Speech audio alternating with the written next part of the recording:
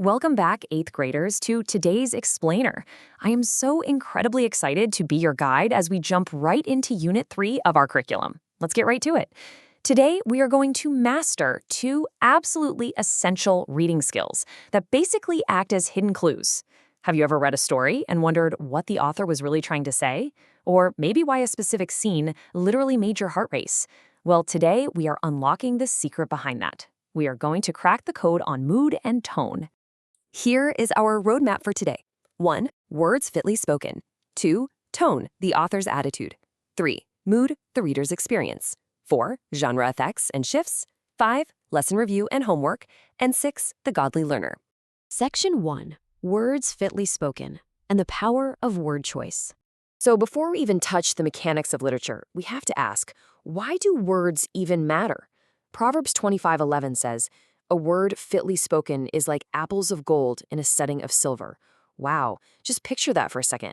God is telling us that when words are chosen perfectly, they aren't just useful, they're incredibly valuable. They're art. And this perfectly sets up our whole academic discussion today, right? Authors aren't just tossing random words onto a page, they're carefully crafting them like precious metals to build meaning, spark emotion, and connect directly with you. Moving on to Section 2. Tone, the author's attitude, or how the author sounds. Okay, let's talk about tone. Think of this as the author's outward voice bleeding right through the text. Imagine your best friend is telling you a crazy story. You know instantly just by the sound of their voice if they're joking around, if they're furious, or if they're sharing a deep secret. Well, tone is exactly that, but in writing.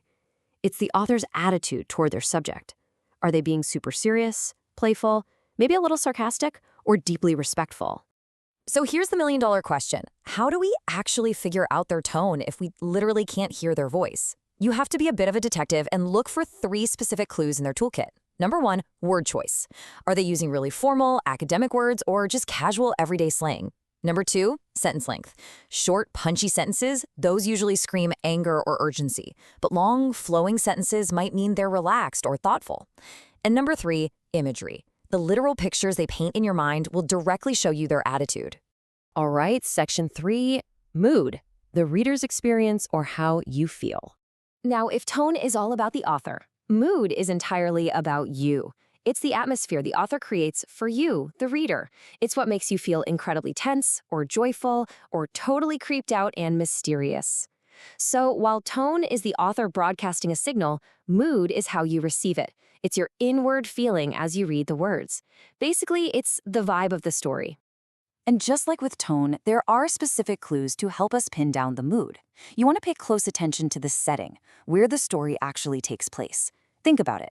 A dark, abandoned castle at midnight creates a wildly different mood than a sunny beach at noon, right? Next up is pacing, which is how fast the action moves. If the author gives you a rapid-fire chase scene, you're going to feel breathless and tense. And finally, sensory detail. What do things smell like, sound like, feel like? Those details literally manipulate your emotions as you read. Let's put them side by side to make absolutely sure we've got this locked in. Tone is the author's outward voice and attitude. Mood is your inward emotional response and the atmosphere created. To sum it up, the author has a tone, but the author creates a mood for you. Section 4. Genre, effects, and shifts, and how form changes feeling. Now, genre is just a fancy word for the category or format of the writing. And knowing the rules of a genre lets you see how an author's choice of format instantly changes your whole intellectual and emotional experience. For example, poetry. Poetry relies heavily on vivid imagery to establish a mood, like almost instantly. News articles, on the other hand, well, they're designed to inform us, so they usually keep a very neutral, factual tone. And speeches? A really great speech will actually shift its tone halfway through. It might start out super serious, but end with this inspiring, persuasive tone to get you up and taking action. Let's see this in action. Take 2 texts about the exact same event. A documentary on climate change is going to use a serious, urgent tone, right? Because they want to convey the gravity of the situation. But a satirical article covering that exact same topic, it uses a funny, humorous tone to critique people's inaction. Same exact topic, totally different tone, and it's all because of the genre. And we can see the exact same thing happen with mood. Picture reading a short story about a massive winter storm. The author describes these warm, crackling fires, thick blankets, maybe some hot cocoa. The mood is incredibly cozy. But what if you grab a survival manual about that exact same blizzard? Suddenly, it's filled with warnings about frostbite and hypothermia. Boom, the mood is tense, it's fearful. The event itself didn't change at all, but the genre and the specific details absolutely did. We can even see these shifts within the exact same subject. Let's say you're reading a raw interview transcript with a famous historical figure. It's going to have a really conversational, relaxed tone. But if an author takes that exact same interview and polishes it into a chapter for a biography, it completely shifts. It suddenly becomes this formal, highly reflective tone. And honestly, recognizing these shifts is what makes you a sharp, observant reader. Section 5. Lesson Review and Homework. Time to test your understanding. All right, 8th graders, it is time to put those new literary detective skills to the test. Here are your 5 questions for the week. Number 1, define tone and mood and explain the difference. 2, give an example of tone in a poem. 3, give an example of mood in a novel. 4, how does changing word choice change tone? And 5, why might mood differ between a news article and a short story about the same event?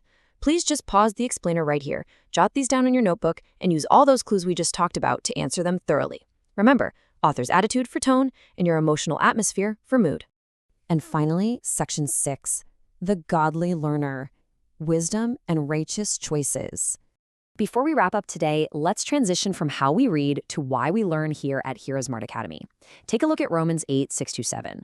It says, "For to be carnally minded is death, but to be spiritually minded is life and peace." This scripture is such a powerful reminder that our ultimate goal isn't just academic excellence. I mean, earning an A on your literature test is fantastic, but keeping our minds centered on God, truth, and wisdom, that is what actually brings true life and peace. And you know, this is really the beating heart of the HeroesMart Academy philosophy. We intertwine biblical morality with your education for a very specific reason. Because education without morality can actually hurt. Getting smarter and understanding concepts like tone and mood makes you incredibly capable of decoding complex messages in the world. But that intelligence has to serve a higher purpose. It should ultimately help you make wise, God-honoring, righteous choices in your life. We're learning to discern the tone and mood of the media around us so we can navigate this world with genuine spiritual wisdom. So, I want to leave you with one final thought today. As you tackle your homework and practice hunting for those apples of gold in a setting of silver, I want you to ask yourself, will you use your newfound knowledge just to be capable, or will you use it to be wise? Reflect on that for sure. Strive to be a true godly learner, and I'll catch you in our next explainer.